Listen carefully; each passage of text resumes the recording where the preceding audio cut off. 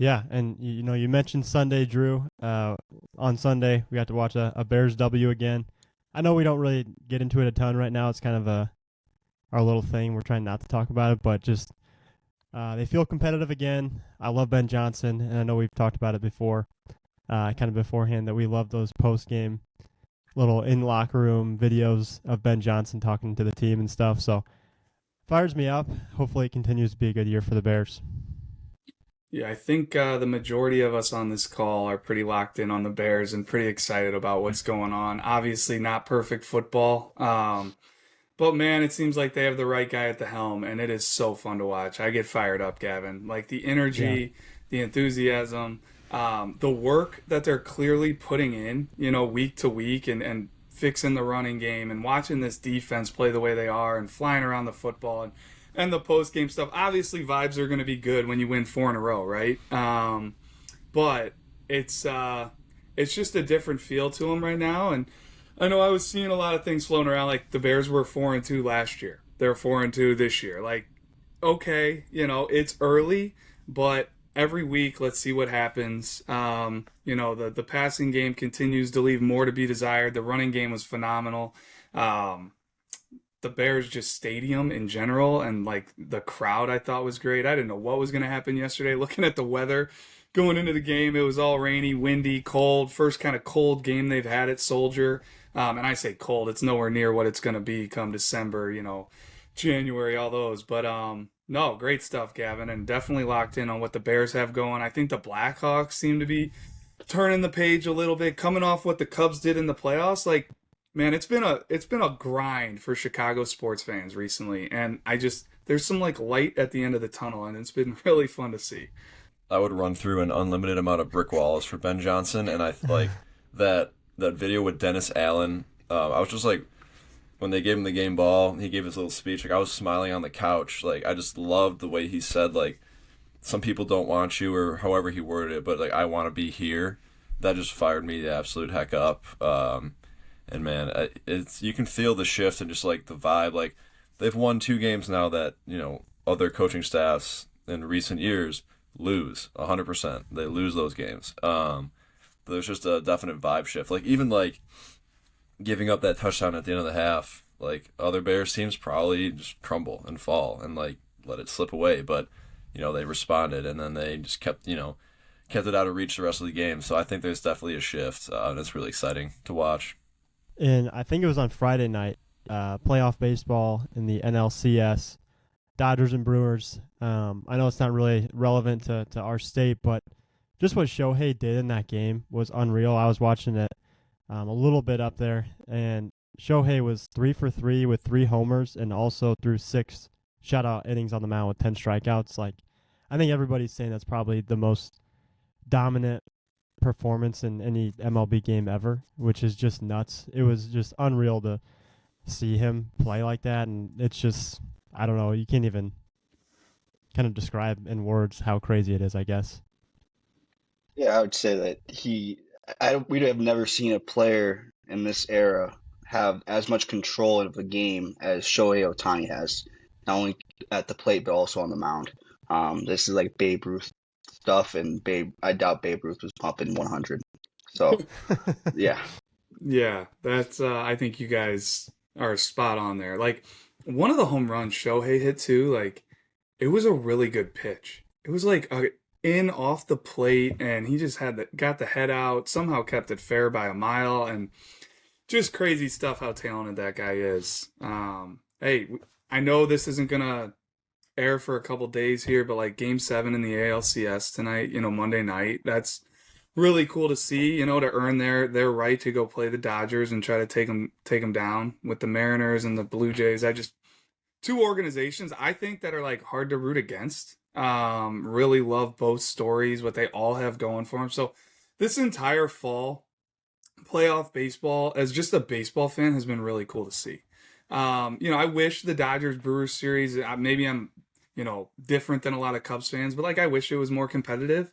But regardless, like we're getting a ton of good games. That Mariners eighth inning home run, and then I think it was the big dumper hit the home run to tie it in the eighth, and then Eugenio Suarez goes grand slam opposite field. Like, that place was electric, and I just love that as a sports fan. So it's been a really good month here watching a lot of entertaining sports, and it helps when the Bears are playing well too.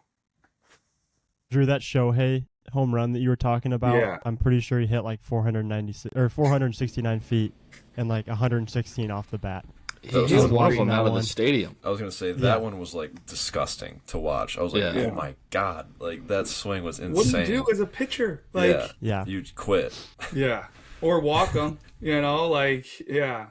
But totally, you guys, that's a great call out there, Gavin, bringing it up, because we are seeing a once in a lifetime talent right now, and when you do that, like whether it's Tiger Woods, Michael Jordan, Shohei Ohtani, like you just have to marvel in the athleticism and just the they're just such an outlier.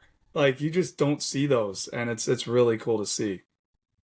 And I know people have always talked about like his contract that he just got with the Dodgers and how absurd it is, but I don't know how true this is. I saw a tweet like saying that basically the Dodgers already made back his salary in their like partnerships and deals and stuff over in Japan and jersey sales and things like that within the first year, I think it is, or something. So that's like nuts to think that it already has worked out in their favor, So Yeah, it made like so much sense from a money standpoint without even like getting like what he's putting on the field. You know what I mean? Like, just with his fan base in Japan and like all the money he brings from there, like they were gonna make their money back no matter what. So it just was an absolute no-brainer. Then I mean, like, I wish the Cubs would have maybe seen it that way too, but I don't know. Well, hopefully it's a wake-up call to these owners that when you pay these superstars, it's a good return on your investment. Because that's the whole thing. I saw like the Brewers are maybe shopping their starter, and like all they owe him is $8 million for next year. So maybe, hey, get him while it's hot and the team can control him for a year, and maybe you get more return on that. And the Brewers know what they're doing. But there is a ton of chatter about these organizations not paying players, and how, I saw a tweet, I don't know if you guys saw it, but it was a graphic with the payrolls and what these teams are bringing in and the differences. And it's like, these teams that are paying, they're making a lot of money, but they're putting it back into their teams. And then all these other organizations are still making a lot of money, and they're just choosing not to put as much back into their teams. So it was really interesting. It was kind of an eye-opener to me.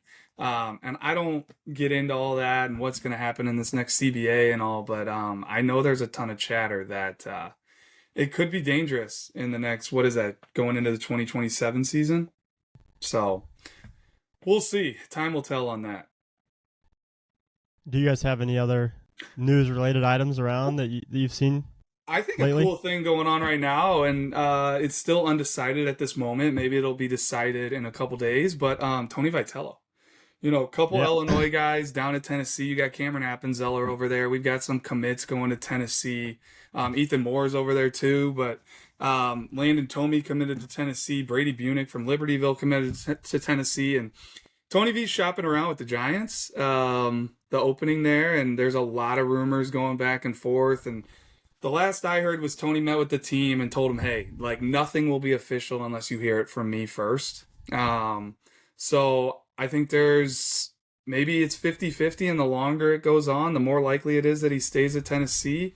But just, I think it's really cool for the sport of college baseball. Like, the fact that a high-level college coach is getting that much attention at the big league level, not even to come as like a assistant or third base coach, but to be the manager of the Giants. Really cool for Tony. And I think it'll definitely, it's already made a ton of waves, but would be very, very interesting to see. And I'm just curious if this starts becoming something we see more often now, potentially, like college coaches going straight to the big leagues. Like, I don't think it's really much of a secret now in the NIL era. Like, it's a little more like the pros, especially at some of those top tier programs like a Tennessee, those big SEC powerhouses that can give guys some cash to go play there. I'm just curious if, like, maybe this even if Vitello doesn't end up taking the Giants job, if like there's a little bit of a domino effect in the coming years of guys getting pro jobs, because it's definitely unprecedented. Absolutely. I'm very curious to see what this final decision turns out to be. And I feel like this kind of came up a couple weeks ago, right? Like there was something on Twitter where it was kind of like a rumor, and I feel like some people maybe it kind of got dismissed or something. But then I felt like it got laughed off. Yeah. Because is there another? There's the Giants are open, and is it the Rangers? There was another. He was like in. I heard his name. There's quite a few open now. Okay. But I think the Rangers filled theirs. Okay. The Padres are open. I know that. Orioles are open. There's quite a few. But I'm not sure if he was mentioned for other ones. But there are quite a bit of MLB job openings right now for managers. Would be hard not to look at just living in San Diego, coaching the Padres with that talent too. Wouldn't blame Tony at all. So is Buster Posey like their GM now, or president of baseball ops or something? Yes. Yeah. Well, and their top prospect is Drew Gilbert, right? Who played for Tony at Tennessee. Maybe he's not their top prospect. That might be aggressive. But just an up-and-coming young guy that brought a ton of fire to the clubhouse. And he did at Tennessee as well. And I know Tony, I was listening to a press conference or something that Tony had said a while ago and just credited Drew Gilbert for changing the entire complexion of like Tennessee and the future of Tennessee. His walk-off grand slam against Wright State still haunts me to this day. Yeah, he's an emotional player. It was electric. Yeah. It just stunk. Being the local guy, I was obviously rooting for Wright State, but that was a memory that's ingrained in my brain. But it will have huge ramifications, I would think, if he does end up leaving. Just what happens to the commits? Are they going to promote from within? Who all sticks with the commitments? Because, I mean, Tennessee's in a great spot right now, like all these SEC schools. But, and I mean, shoot, we had Josh Reynolds on our podcast. He's at Tennessee right now. Like, he's in the organization there. What happens? I have no idea. And I just think it's a really cool situation going on from afar. Well, Drew, let me ask you this, because you were the Division I coach on here. So if anybody would understand it on this podcast, it'd be you. So say he does take the Giants job. Are we still kind of far enough out from the regular season where like maybe Tennessee could go out and like get an outside hire for that? Or is it something where they're most likely going to have to promote from within as just like an interim? I mean, whether D1 coach or not, I think it's completely probably just on Tennessee and what they want to do and what they're comfortable with. Like, I don't know. I think any coach that's, a Division I head coach right now at a mid-major, would look at Tennessee extremely hard, regardless of the time of year. Like, you're talking about a huge salary. You're talking about walking into unbelievable NIL, the facilities that they've built there, the tradition now that they've built there, the success. So to me, it's a coveted job that they could probably do that if they wanted to. How would that affect the commits they have coming in? Are the commits, Coach Elander, the recruiting coordinator, like what's the relationship there with the players? I don't know that. Are they going to trust keeping Elander there, keeping the continuity that they have?